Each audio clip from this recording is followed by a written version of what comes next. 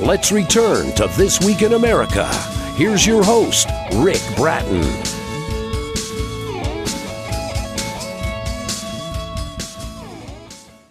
Welcome back, everybody. Coast to Coast, This Week in America. Did you ever wonder why Air Force Special Operations Command came into being? The many roles and missions of tactical airlift blossomed and grew during the Vietnam conflict to such an extent that the Air Force later established an Air Force Special Operations Command to retain and use those skills. They were combined with skills developed by Air Rescue and Recovery Service outside of the normal range of rescue. The remarkable capabilities of the Lockheed Hercules aircraft made much of it possible. Of course, the normal mission of moving cargo and people was retained, but added to that a number of activities and missions. Memoirs of a Trash Hauler, Vignettes from the Vietnam War by Henri Bailey III, Lieutenant Colonel, U.S. Air Force retired, captures the essence of many of these missions. Henri was born in Washington, D.C. When he was 3.5, his family moved to Maywood, Illinois. Graduated from Roosevelt University in downtown Chicago, later added master doctoral degrees. Maywood, by the way, unique in that it lost an entire National Guard tank battalion in the Philippines during World War II. There were 13 Gold Star mothers with a total of 27 Gold Stars on his block. His home was located about halfway between Chicago Midway and Chicago O'Hare airports. Early on, he developed a love for aircraft and a desire to fly. After graduation from Roosevelt, he pursued that desire. 6.5 years of his life are concerned with flying in and to Southeast Asia in the C-130A Hercules and the C-141A Starlifter aircraft. His book contains some of his most notable experiences during that time. Later in his career, he flew Cold War missions in the F-4C and F-4E Phantom Tactical Fighter. Henri Bailey III, Lieutenant Colonel, U.S. Air Force retired, and author of Memoirs of a Trash Hauler, Vignettes from the Vietnam War, our guest on This Week in America. Hank, welcome to the program. It's great to have you with us. Thank you, Rick. It's good to be here. What a fantastic career that you've had, just an amazing career. We could spend just a couple of hours talking about your background, and you've done such a nice job in capturing some of the standout moments in your book, Memoirs of a Trash Hauler. What was the inspiration to write this book? How did this come about when you decided, I need to write these memories down and to share these? Actually, there were about three things that did it. I had a fellow friend, Mike Radowski from Chicago, who asked me to start writing them down. And my wife had said I probably needed to do something because I was having a few nightmares. And so I started to write them down. And as it began to flow out, it started to tell a story, not just my story, but the story of my fellow trash haulers who get in and do so many things and have stories equally as interesting as my own. But when you hear about the war, you hear about the infantrymen, and you hear about the fighter pilots, and you should, and you hear about the bomber pilots, and you should.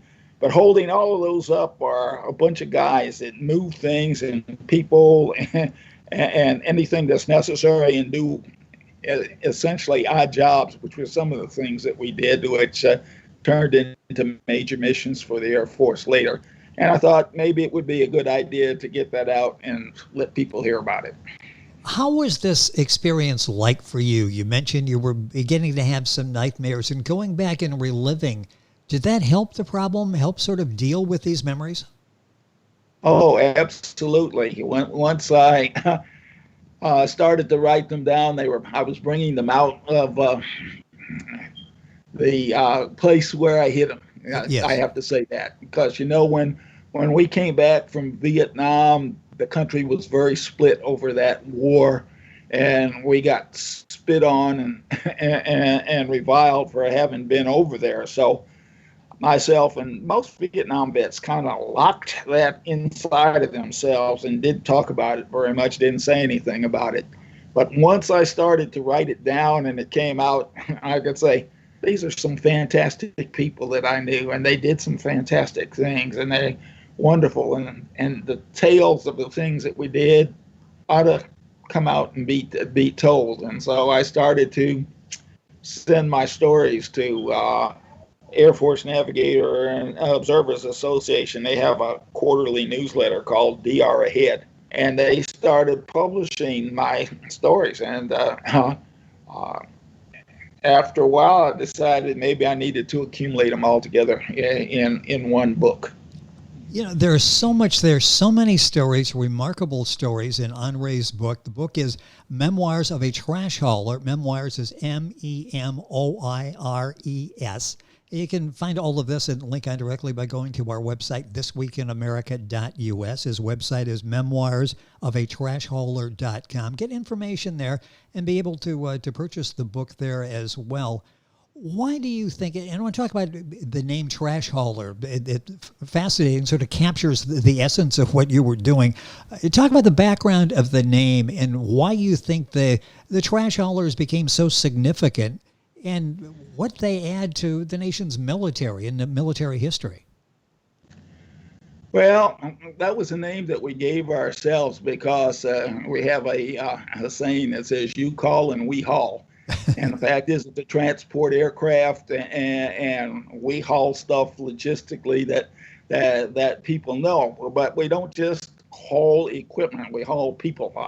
We take troops into and out of combat. Sometimes even when the battle is still going on, we make sure that we bring folks home. One of the most edifying roles is getting guys that have been wounded out of where they are and getting them into hospital so that they can heal. And I think one of the best experiences that I ever had in my life was when they dedicated the Vietnam Vets War Memorial in Washington, D.C. I walked with my home state of Illinois, and one Marine came up at first, and he said, where were you in Vietnam? I said, well, you're a Marine. Were you at Khe Sanh? He said, yeah, I was. Were you there? I said, yeah, I supplied you guys and kept going.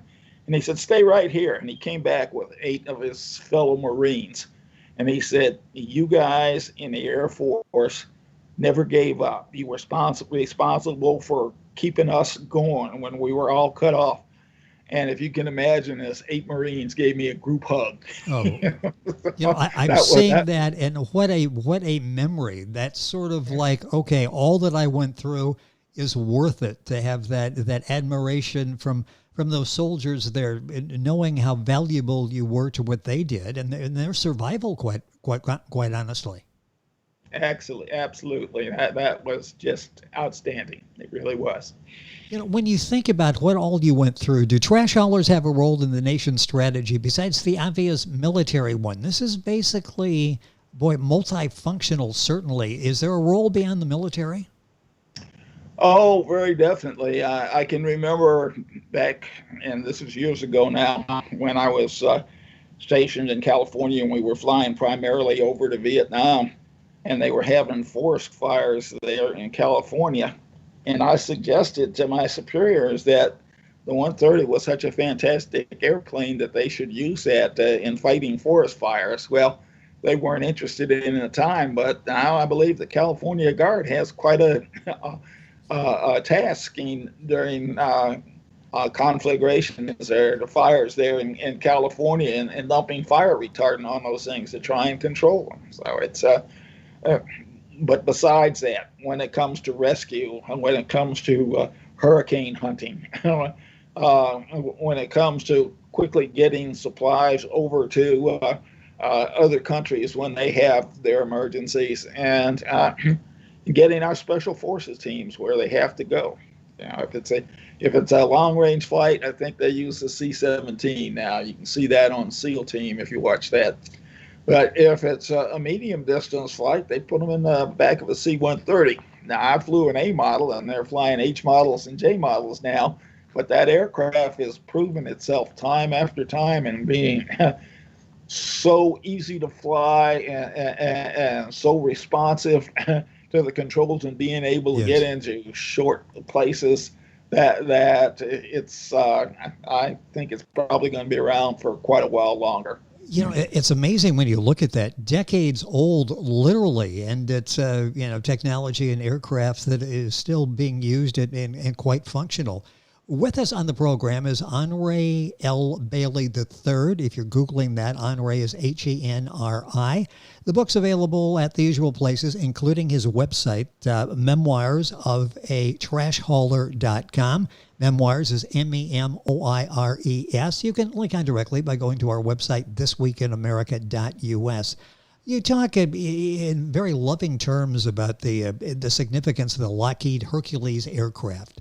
Talk about that, because even people that are not real savvy in terms of aviation are familiar with the Lockheed Hercules. Talk about that. This is sort of a legendary aircraft, isn't it?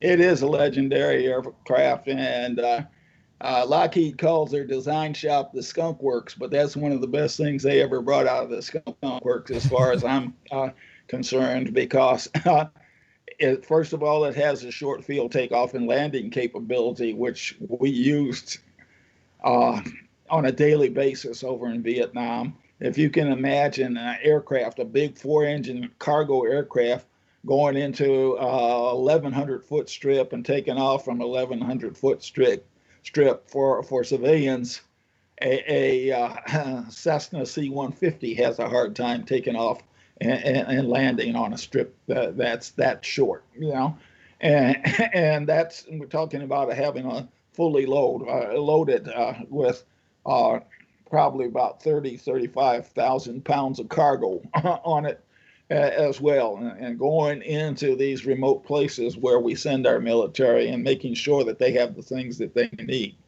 But that's also handy when they have hurricanes or tsunamis or things like that. Once they can brush off the landing field and those airplanes come in, they bring in the kind of equipment and supplies and things that people need to stay alive. It's a fantastic airplane. As you're talking about, it's as maneuverable as a fighter, and I can say that because I've flown fighters too, and it's just an amazing airplane. What's it like what was it like the first few times you actually flew that? Because here's something that sounds revolutionary. It's groundbreaking. Well, let me make clear, I wasn't a pilot in the 130. I was a navigator, so I was responsible for where we were going and how we got there, and being in control sometimes of communications. Yes. And all in the fight in the mission we had as forward air controllers, and doing target studies and research again for defenses and everything. But it was challenging. It was a fun to fly airplane. It was very versatile and could do a lot of different things. And sometimes it got you into places where it kept your adrenaline flowing. I can imagine that, and you'll find some of those stories in Henri's book, Memoirs of a Trash Hauler. As you're describing that, I'm thinking, what if there had not been a Hercules? This was really life-saving, wasn't it? Not only in terms of directly saving lives, but getting cargo that was very important into places you might not have been able to get otherwise. That's true. The only other thing that could have carried some of the things we had over there was the Army's big Chinook helicopter, and it could only hold about 1/3 to 1/2 of the cargo we could. But it could get into places where they needed it, but it had distance limitations, and it had weight limitations that we didn't have. And so it would have been a totally different war. You mentioned that this has been around since like the 1950s. So you're looking at 50, 60, 70 years and still flying. Do they have parts? Are they still available? Are they still viable craft? It's still in production, Rick. Other airplanes that I flew, for instance, like the F-4C and the F-4E, they're all in the boneyard. They're retired. The C-141A, which was a strategic airlifter, it's in the boneyard. It's been retired. But the versatility of the 130, they keep improving the engines and the props and putting other capabilities into it. And it just keeps on going and keeps on getting the job done. All of this in Memoirs of a Trash Hauler, vignettes from the Vietnam War. Our guest, Henri L. Bailey III. He's a lieutenant colonel, United States Air Force retired. Book available wherever books are sold. I'll give you his website once again before we wrap up the program. The book is about you, the crew during Vietnam, what all you went through. With today's young people, they really could learn a lot by reading this book, couldn't they? I think so, and I hope they can begin to appreciate that there's more to conflict between nations than just the guys that are the spearhead. And I'm taking nothing away from the Marines and the Army and the Special Forces guys that do it. That they have an essential job to do. But every spearhead needs a shaft to make it more effective. And that's exactly what the trash haulers do. They take them in, they bring them out, they give them the supplies that they need. And sometimes even, the rescue service uses a 130. It has a Y hook on the front.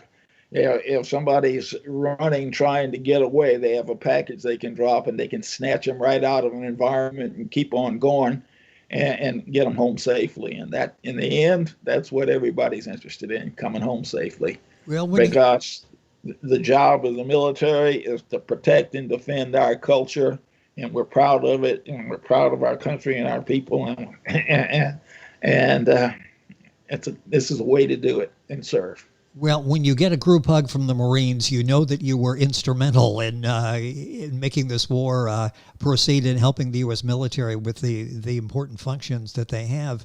What do you hope readers take away from reading this story? Not just, you're sort of there with you as you're reliving some of these experiences, but it's sort of a history lesson as well, isn't it?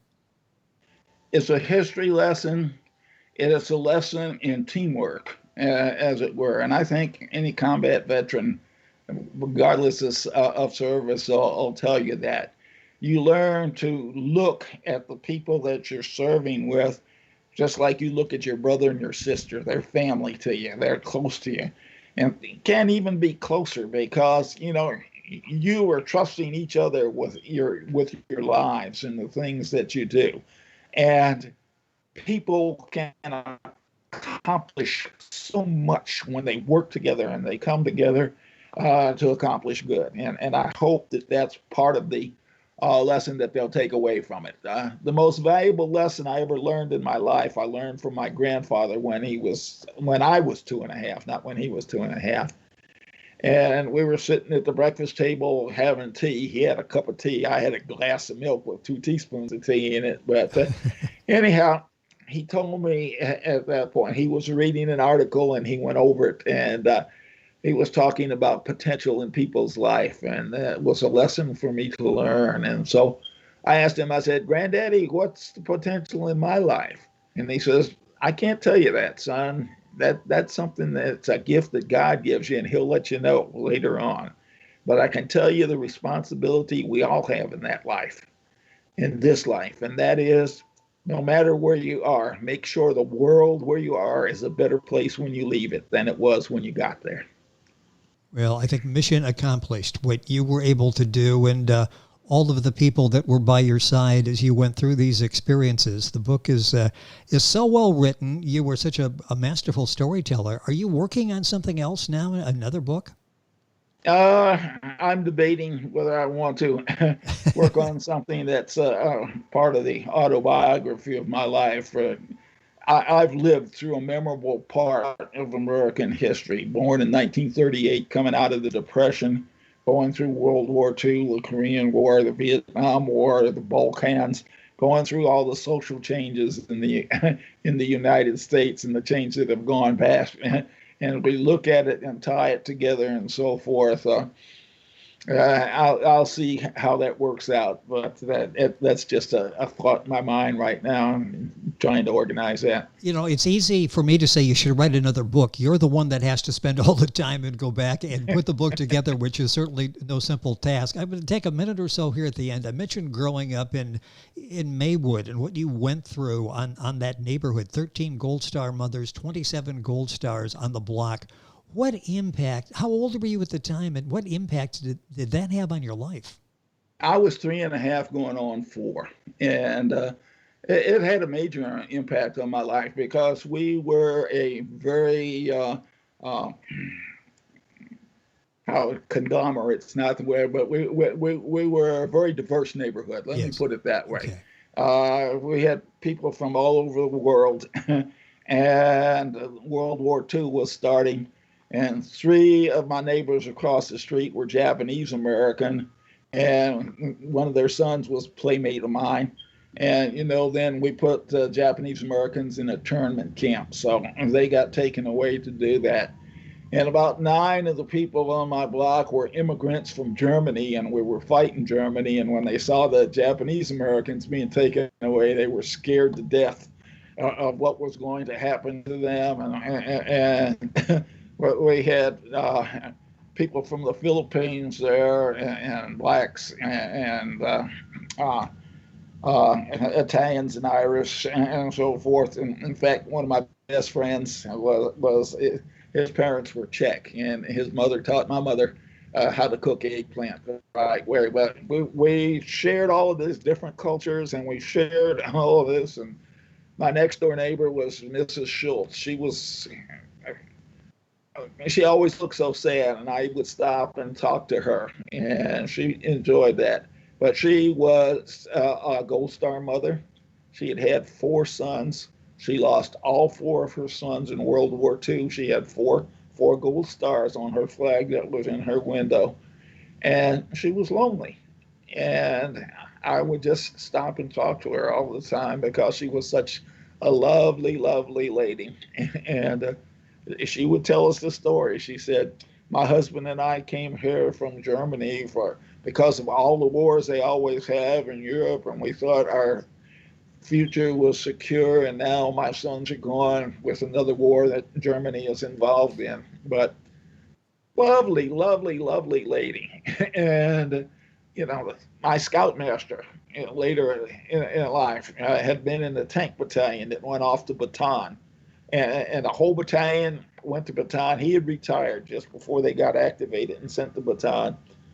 And only 3 of those men ever came back, so forth. So we were very much involved with where the country was going, and patriotism and love of the nation and love of each other. It was amazing for the times back in the early 1940s. The love that the neighbors had for each other in that neighborhood, it was great. Well, you talk about a melting pot here. You lived in that neighborhood. It was a melting pot. I mean, what a diverse group that you had there, and obviously added to your perspective as you grew up and served in the military and here today. After hearing those stories, I do hope you do the book. I had no pressure, but I would love to read it and have you back to be able to talk about that. The book that's out there now is just, it's receiving rave reviews, and justifiably so. Memoirs of a Trash Hauler, Vignettes from the Vietnam War. Memoirs, MEMOIRES. Our guest, the author, Henri L. Bailey III. That's HENRY. L. Bailey III, Lieutenant Colonel, U.S. Air Force, retired. His website is memoirsofatrashhauler.com. You'll find the book at Amazon, the usual places. Go to our website. You can link on directly to Henri's website, and you'll get all the information. You can order the book there in a number of forms. I understand what hardcover, softcover, ebook, whatever you want, whatever format you're used to, you'll find your book in it. That's right, Rick, and I really appreciate the opportunity to sit here and talk to you about it and what it has to offer. And I do thank you so much for this opportunity. Well, I appreciate you coming on and sharing some of the memories, and you'll find many, many more in the book, Memoirs of a Trash Hauler. Our guest on the program, Henri L. Bailey III. I thank you again, sir, for being with us on the program. Information on our website, thisweekinamerica.us. And we're back on today's program after these messages. This Week in America is online. You can visit our website, thisweekinamerica.us. Scott Pinkerton, associate producer of This Week in America. Jay Anderson, segment producer. Ben Watson, webmaster. Otto Bechet, director of engineering and TV production. This Week in America produced and is a trademark of Blue Funk Broadcasting, LLC. For information on all of our guests and to listen to this week's show, our website again at thisweekinamerica.us. And I'm Sean Bratton, executive producer of This Week in America.